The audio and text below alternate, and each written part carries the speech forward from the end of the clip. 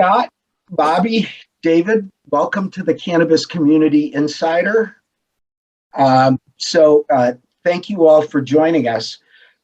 Just to set it up, new licenses came out in Illinois, probably sort of the biggest license that can do the most things, craft grower infuser license. I think at this point, 32 were handed out. So you are three of those rare winners, should we say, although you won some work and problems as well. So we'll get to those as well. But for right now, let me start by congratulating all of you on a very hard fought fight. Well done. Well, I think after the licenses came out, I got like 30 calls and everybody wanted to know, who do you know? What are these people like? It's almost like, the Wizard of Oz, the people behind the curtain. I can only imagine how many cold calls each of you has handled with all these congratulators and well-wishers who, most of them obviously want something. I don't think people necessarily, I think people are just curious to know who you all are, some of the folks who won. And it's not like you've been, hiding anywhere, but this may be a first-time opportunity for some folks to lay eyes on some of you. So, David, why don't we just come right back to you? It sounds like you're in an interesting place in life. Can you expound a little bit more on where you are and maybe where you were when you applied, which was a while ago? Sure. Yeah. I'm not an original Illinois resident. I'm originally from Massachusetts. Came here about 12 years ago for a job and then eventually for law school. Started having my first of 4 kids right the day I started law school, and had to leave orientation early to witness the birth of my first. And my wife is local to the area, so she's got a big family here. She's a big Italian family. People live kind of close to each other. But I've been a lawyer for about 10 years now, or almost 10 years, and most of that's been as an in-house attorney for transportation. Got into some real estate investing with a couple of high school friends of mine. Thought cannabis would be a cool way to do some real estate deals. Realized that some of the applications that were out there, I was suited to some of those writing materials. Lawyers write a lot, and what other opportunities do you have to just write stuff and then create a big business? So I got interested in the writing part of it. Our first round of dispensary applications, I wrote most of those. We partnered with an application writer at first, realized that probably there's almost, I think you're better off doing it yourself because you're more motivated if you can do it, and put in a lot of time on the dispensary side, got prepared for craft grow. I feel like my skills were honed by that point. And so we were successful, but personally, I've been married for about 12 years coming up next month.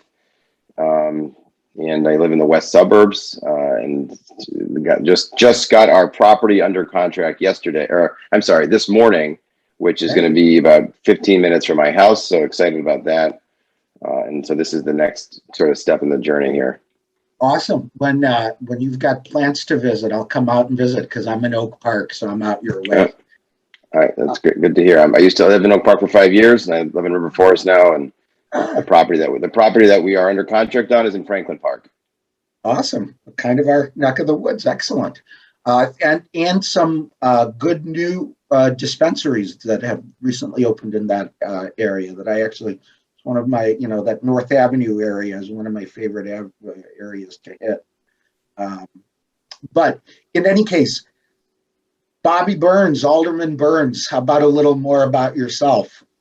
Yeah, I was recently elected to represent the 5th Ward of Evanston, the 5th Ward being parts of it are actually a DIA zone.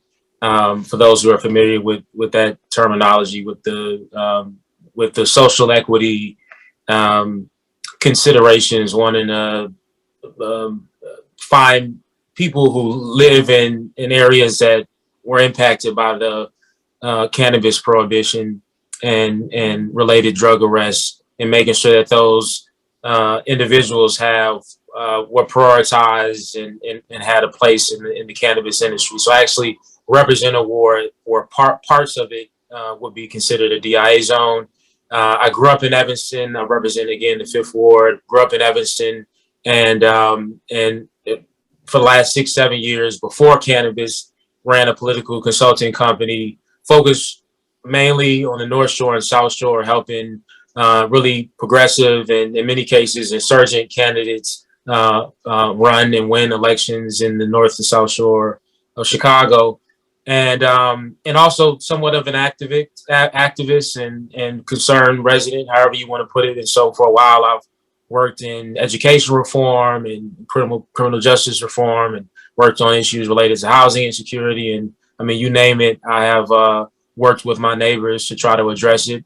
And so it was a natural fit for me. In the beginning of this, I really focused on trying to make sure that, you know, the guys that I grew up with, who some still to this day are taking care of their families from this plant, and that they had a place in it.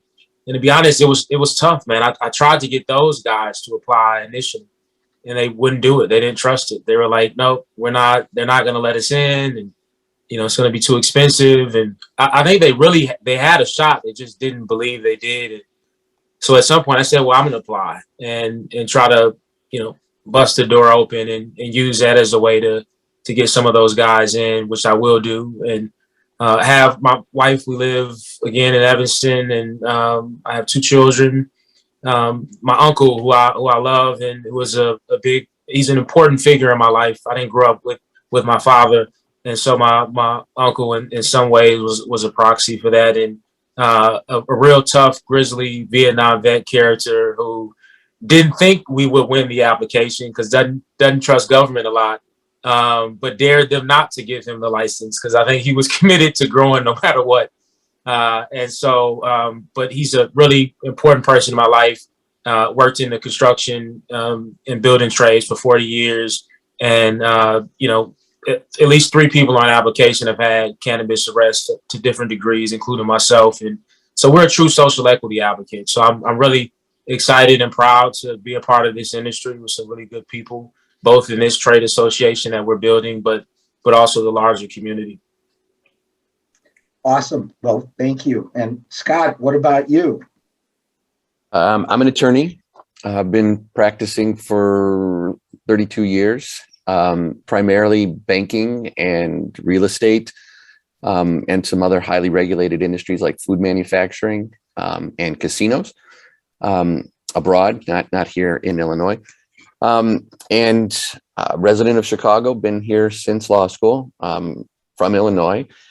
And I have a client who is a large scale food manufacturer, commercial confection manufacturer, actually. And a couple people from that organization came to me, they're already clients, and said, "Hey, we'd like to go for this." And we went for the dispensaries first. We scored very well. We missed one point, but we didn't have the veteran in that team. And after application was over, they said, let's go for the big one. Well, the big one that's available to us. And so we went for the craft grow. We're a majority Hispanic owned team, obviously veteran led, and it's been very rewarding. It's been quite a ride, you know, from the trials and tribulations of putting the applications together. Like David, I wrote a lot of this application. We had a consultant help with content and such, but I think David would agree. It doesn't matter when you're a lawyer, you can't help but touch something, and someone gives it and say, "Well, here's what you need." It's like, "Nah, I want to do it this way and this way." So I spent a lot of time myself on these apps, and it was very rewarding to hear about it. I will correct something you said at the beginning, Mark. I don't like using the word winners.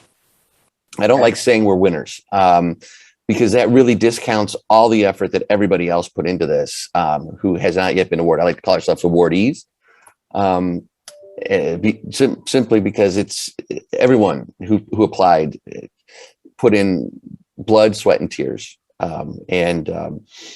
it was. If there was such a word, I'd call you Ernies. Ernies, there you go.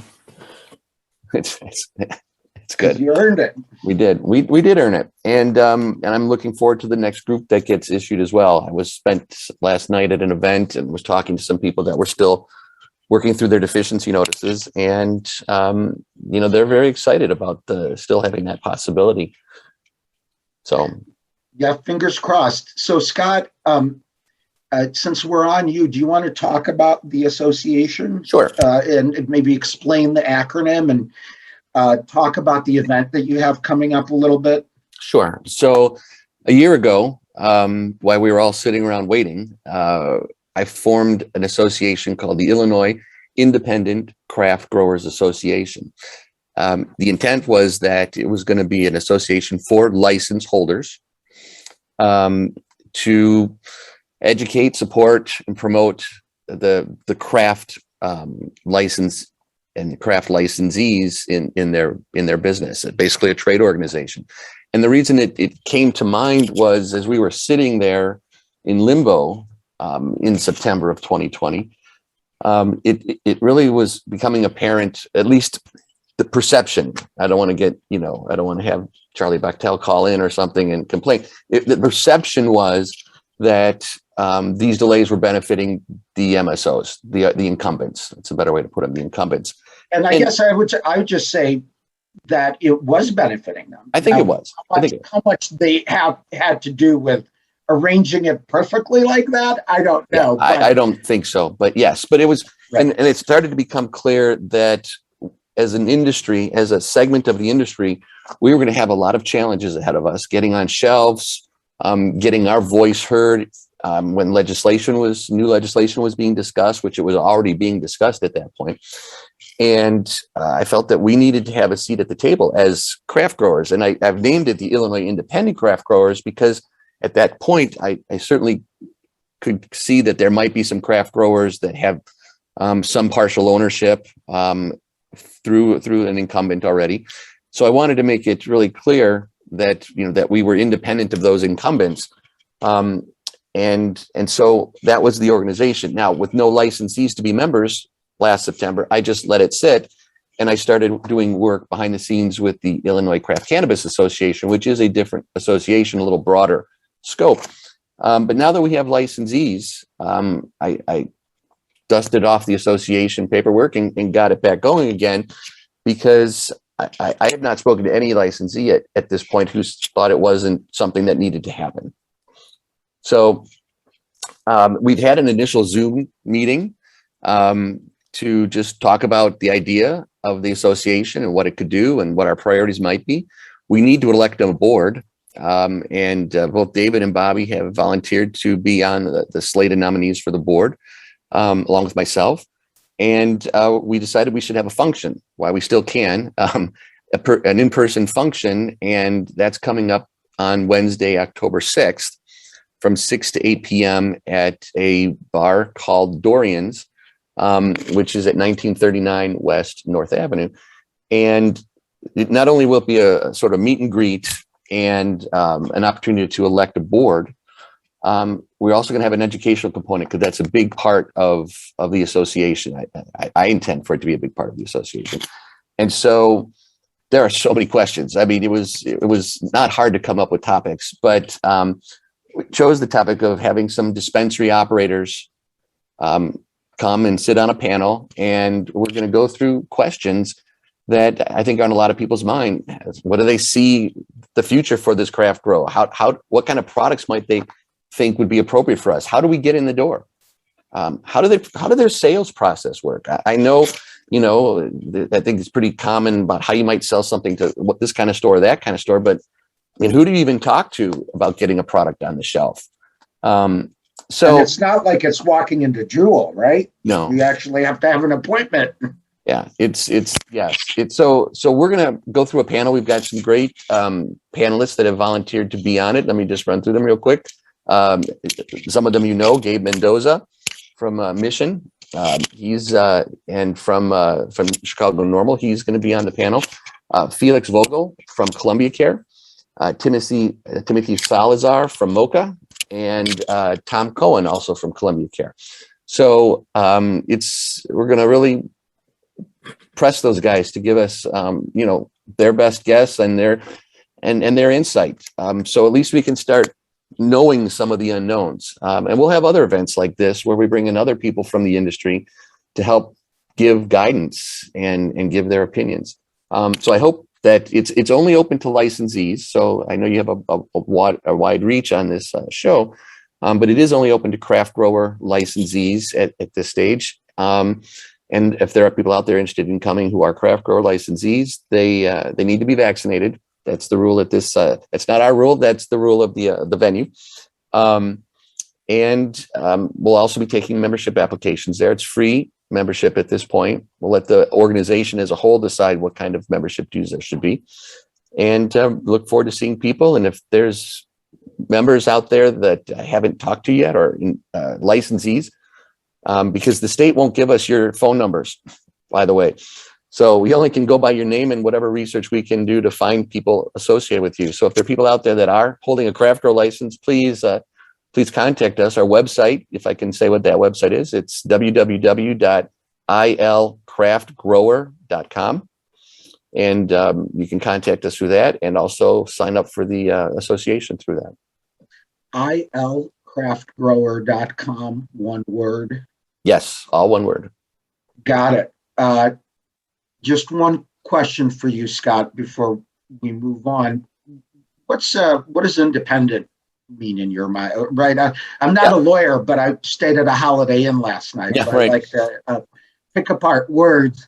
And so, for example, I actually had this question. If it's a company that was incubated by a major MSO in their social equity program and subsequently received a $100,000 check, as any company that went through their program and got a license would have, does that company then sort of have is that enough of a connection that they're not independent? Or Right. Are we saying if somebody owns 10% and they're from the company from which you got the check, then that's different? What's the dividing line? So let me be real clear. So I created this with an idea, and that's how I drafted the bylaws a year ago. Ultimately, the group as a whole that ends up may decide to change this, but as it sits right now, it is independent means you're non-affiliated, and non-affiliated is basically defined as you're not owned or controlled, or have some common ownership with a cultivator, an Illinois cultivator. All right. Originally, the concept was or an MSO, but it became very clear that that there are technically MSOs out there that have some dispensaries or maybe a craft grow in another state, but they're not associated with the big market dominators here in Illinois. That's the idea, was to have groups that weren't truly like legally associated with the market dominators. And that's how we've defined it. And I don't want to use the words because I don't think you mean it that way, but it's sort of like the enemy of your enemy concept. Yeah, I mean, we're competitors. I mean, every lawyer theoretically is a competitor with other lawyers, but we all belong to bar associations. We all collaborate, and we're all going to need to collaborate here. None of us are big enough to move a market, and so we're going to all need to collaborate. And while we'll be friendly competitors on the, Cannabis Cup stage, we're going to be acting together on a lot of things, because united we, succeed, divided, we're gone. David, you're going to be a board member. What do you want to accomplish? What's the industry lacking right now? What are you looking for? What do you think this organization should do? I think first is to get feedback from, as a board member, I think I would be remiss to say what I want versus what the collective community wants. But I think bringing in the collective community and bringing people together, and being able to have strength in numbers in dealing with the state, communicating with the state, and making requests to the state, I want to be helpful to that end. So that's my sort of personal goal, is to do that. I obviously have a self-interested goal in the fact in that, I am among the craft grow licensees. But at the end of the day, this is to make our sort of part of the industry better for our folks. that, any things we can do to do that I would think it would include more jobs for out of our companies for people that we want to give jobs to. And so just sort of broadening our network and our reach. That's my goal in being involved here. And Bobby, I wanted to note, just it occurs to me, I'm going to ask you to come back so we can talk about social equity and the approach in Evanston, but Sure. it almost is a topic that requires too much oxygen to sort of throw it in casually here. No, I hear you. But I definitely think it's something that needs to be explored. And so it actually just occurs to me to let you know that it is something that I think people should know more about, and we'd love to have you talk more about. But keeping it to the current topic, so to speak, what are you looking for from this association? What do you want it to look like? What do you want it to give its members? What's the agenda here? Yeah. I think one thing I noticed in California, and I could be wrong, but I think they have their laws are set up that allows for more kind of direct collaboration, partnership of cultivators. They can't co-locate and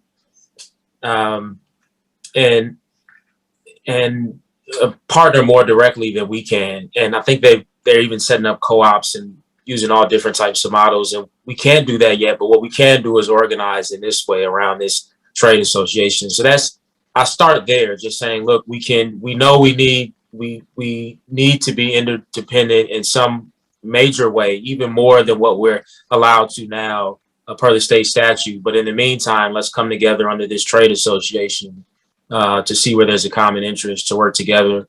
The second thing I think about is that the legislators at the state level, frame this initial bill informed by people who had an interest in becoming cultivators and dispensary owners. But now we're licensees now. We've been awarded these licenses. And so we know what the challenges are. We know what the pain points are. We're going through it right now. We're actively out there looking for locations. If we want to relocate, we're having discussions about equity and figuring out different ways to find financial lenders to work with us. And so, and then also applying for the social equity loan program and seeing what shortcomings there are in that process. So now that we're established, I would love for the state to recognize that and say, look, now let's partner with them, with these new licensees to help us draft new legislation, but also to make immediate administrative changes. And, personally, it's really important to me that we work on getting the social equity loan program and making it very clear, what it is, what the interest rate is, making sure we have enough money to fund all the different companies who will need it. Because if we don't get that right, my fear is that the equity in these social equity companies will be greatly diminished from the start. And the private market doesn't consider that, won't consider it. And so I think that's government's role, is to say, look, we don't want the equity and the interest of these social equity applicants to be significantly diminished before they even able to stand up the business. And so we're going to step in and support, whether that's guaranteeing loans, which I don't think they're doing right now, whether it's figuring out how to go from 8% interest rate to even 3% interest rate, which is similar to what some, affordable housing, for example, lenders are able to get the interest rates down to. So I think the state needs to be a lot more explicit and direct in their support of social equity applicants to ensure that they can stand up their businesses, to ensure that that they can capitalize on their investments. So that's where I'm at right now, because it's the most important thing that we're challenged with as a company. And then, like I said, just building that community is really important. How do you guys have a sense of how diverse this group is going to be? Did a number, let's say, people of color actually have visible roles on the teams that earned Scott licenses? Do you guys have a sense of sort of the what has there been some social equity in the craft grow license process? Do you guys know what the sort of composition is of the membership? I can speak to my group. My group's about 70% minority. We have one social equity veteran who what gives us our social equity veteran status, but we have other individuals who would otherwise qualify as social equity. These people are obviously very excited too, and I'm excited to have them on the team. So we expect to be, remain committed to those commitments. We're still probably months out from actually hiring people, short of a few people as we go through a zoning process and, preliminary build out stuff. But we expect to at least offer employment opportunities to the individuals who are actually identified as principal officers on our team. And is that sort of everybody's experience? I guess, let me ask the question in a very honest way. Just because the faces on the screen aren't predominantly of color, we shouldn't assume that the teams themselves don't have a fair representation on them, generally speaking. Would you say that that's true? For the record, I am Cuban American, by the way. So despite my fair complexion, my mother is a Cuban. I'm a Russian immigrant, so we're both communist. Okay. Sorry, Mark, what I was going to say, and I think Scott could also talk a bit about this, but it is my understanding that all the craft grower licensees were social equity applicants. But I think what we don't know is what are the terms in the operating agreement. And because they're private companies, I don't think they're required to show that to us or the state or anybody else. So it's hard to say not only who's on the application, but who has management control, in the organizations. I can say for us, we're 80% African American owned. I'm the CEO. My uncle owns 51%. I own 30%. That's true on the application as well as in our operating agreement. So I think it's we don't know what the terms are on the operating agreements. And again, if people aren't able to capitalize their investments, if they're not able to find the money they need, that could change. That could change, drastically in the next several months. And we wouldn't really know until, I don't know how we would ever figure out. I guess they would have to report those changes to the state and maybe FOIA it and find out that way. But yeah. I guess I just want to make sure we're clear, because the question didn't come from, I want all of you to attest that you deserve this status. I guess the question more, and maybe Scott, if you want to add something, you could also look at it from this perspective, is what could you, as the newest industry association, do to encourage more diversity and equity in the industry? Right. So just to follow up on what David and Bobby said, and I had mentioned this earlier, we're majority Hispanic owned, kind of in a family. That was one of my clients. We did qualify for social equity through hiring. And it's an interesting story, one that needs to get rectified. We had a number of qualified people in we have plenty of social equity within the family. But to get that combination of social equity and veteran, we ran into an interesting issue. One of the veterans in the extended family here had a cannabis arrest, but it didn't qualify for expungement. And it wasn't because he had a ton of cannabis. In fact, he never actually got possession of the cannabis. He was arrested for attempt to purchase cannabis. And due to a technicality, that wasn't included in the act. It's a separate crime, the crime of attempt. And so, we scrambled. We're like, all right, well, we're going to have to do this through hiring, even though we've got a family, with an arrest here, an arrest there, whatever it may be. So we're qualified through through hiring, which, people will say that's not true social equity. I tend to disagree on at least some levels with that comment, because, we're required, and it's not clear from the act how long we're required. I think we're required for as long as we're around, but that's not clear yet. But to have a majority of employees, and that's at all levels. I mean, it's everybody counts who's going to have a salary of social equity. And we have a whole host of people that have been on our payroll for some time that are social equity, either through residency in a DIA, through a cannabis arrest, or through an impacted family, involving cannabis arrest. So I think the state's statistic was 65% or so, or 67% of the awardees were majority minority owned. Obviously 100%, you're right, Bobby, 100% were social equity. And I'm going to take a guess that the next 60 will also be all social equity. So it's there. I forgot what your actual other question was. I think that's what we really just wanted to talk about, was we include the equity in the conversation.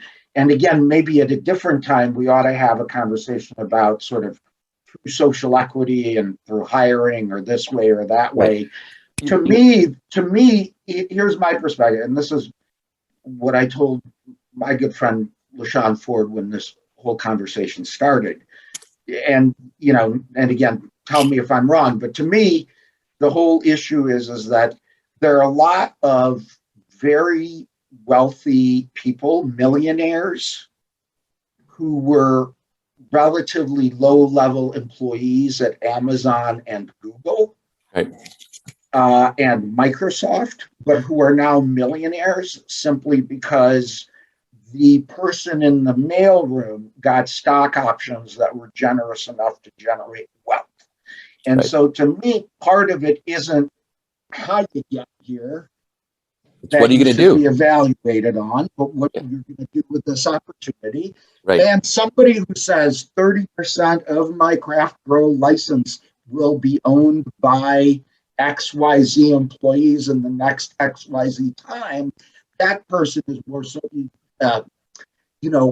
more serious, in my opinion, about social equity than somebody who goes around trying to define. Yeah, I fell out of my chair, theoretically, not too long ago when, and I'm not going to name any names here because it doesn't matter, but everyone will, I think, have a good guess of the groups I'm talking about.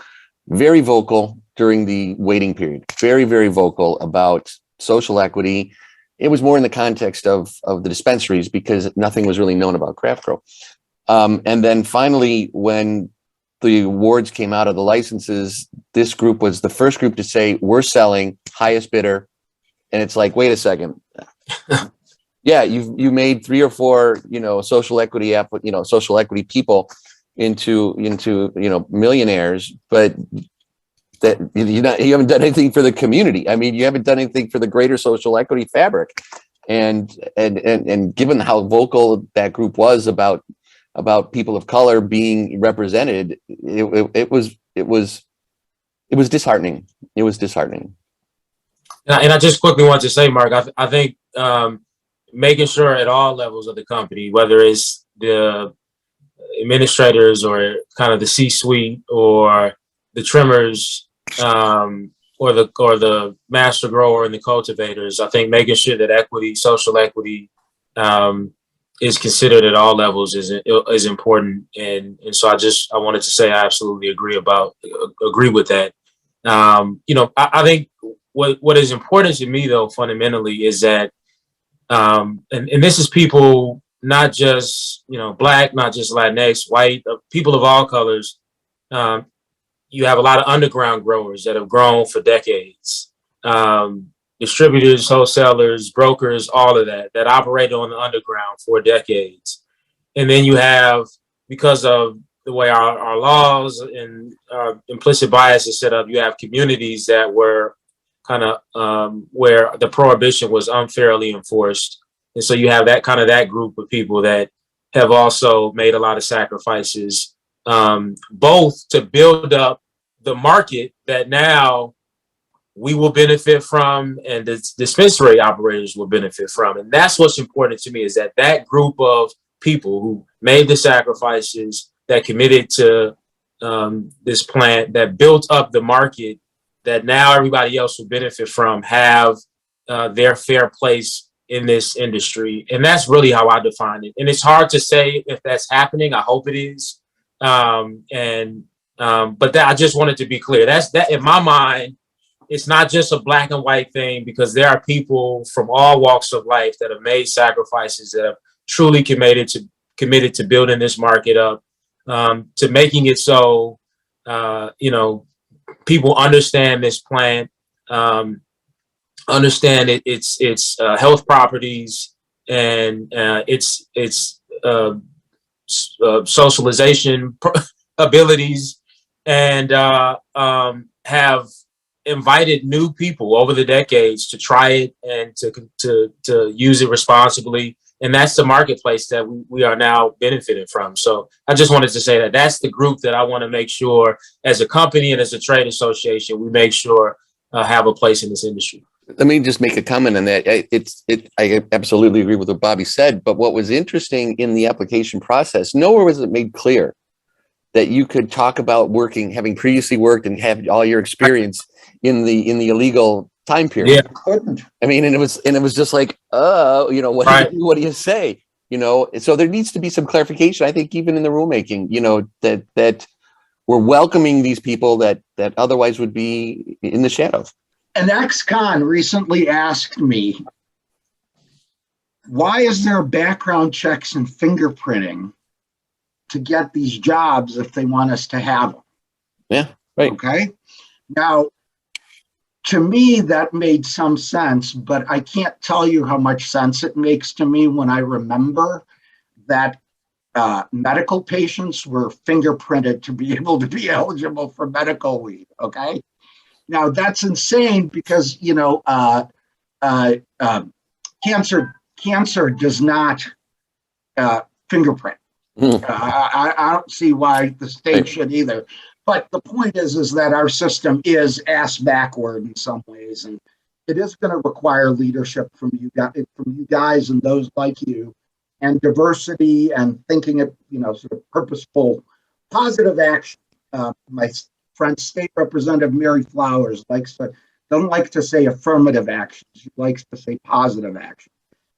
So with that, I think we're going to wrap up. And just as a closer, what I wanted to ask you with this, and maybe we'll start with David first, since we kind of let him drift off there for a while when we were talking about this. I wanted to ask each of you, what is the name of the first strain that you're going to grow that's going to be your own personal signature strain? Oh, wow. I am debating whether we want to name it after somebody who we are not the biggest fan of, but I'm not going to say the name of that person. But, is it going to be orange, David? Yeah, we don't know. It's a great question, and it's definitely a topic I will circulate among our group of folks who are here. Maybe I think we'll probably pool the audience and let people make it. Yeah, actually, Abraham, you should make it a contest. You should involve some of the guys in naming their strains to build the brand name up. And if I can, I also want to just backtrack a little bit. I think I said I wrote 90% of the application. I had a lot of help from the people on my team too, and I just want to give credit where credit is due. I am not a cultivator. I have an excellent cultivator, and I had excellent folks who have been in the industry, who are now, have been actually unemployed and underemployed for some years, who are, I feel like they're very deserving of the opportunity. So I want to not take all the credit for the success of the application. That's like the Oscar speech where you forgot to thank your spouse. Yeah. Save some face, please. Well, as a lobbyist, I can understand this very, very well. And thank you, David. So, Scott, what's the strain going to be? I'm going to answer the question differently, and that is wrong question. A different way to answer. It was a fun question, but as I think so many craft growers are, we are so far away from even thinking about what strain, what we're going to call it. And we're trying to all create basically from a pile of paper, a multi-million-dollar in terms of investment business. And it's not the fly on the dog's tail, but it's pretty close. But so I'll go with Peskovich Kush. How's that? It won't fit on a label. The state has very specific labeling requirements. Yeah. You'd have to have an accordion label to get it on. But in any case, Bobby, I don't care if it's the wrong question. I'm going to ask you that same question anyway. Yeah, man, we're so far off. I will say that I think Scott, you mentioned that it's a company Mocha, dispensary Mocha, that owner that's going to be there at the event. And Mocha is a really cool name. Even Cookies, and I think in Cali they're headquartered. I think those type of names, they have, just a good ring to it. And it also stimulates the right things in the brain to associate cannabis with desserts and sweets. So there's something to that. So maybe something in that family. Yeah. All right. Well, good. We will be following up with all of you to figure out where you land on that. And I got to tell you that maybe because most of us don't have to live with the practicalities of having to stand up a craft grow business, for years I've involved my friends in a conversation about what we would call our strain, if it was our signature strain. So this just shows me that you don't have the leisure to have those kinds of conversations. And so thank you guys very much. We'll give you a break and let you go about your business. And hopefully you enjoyed the conversation as much as I did. Thank you.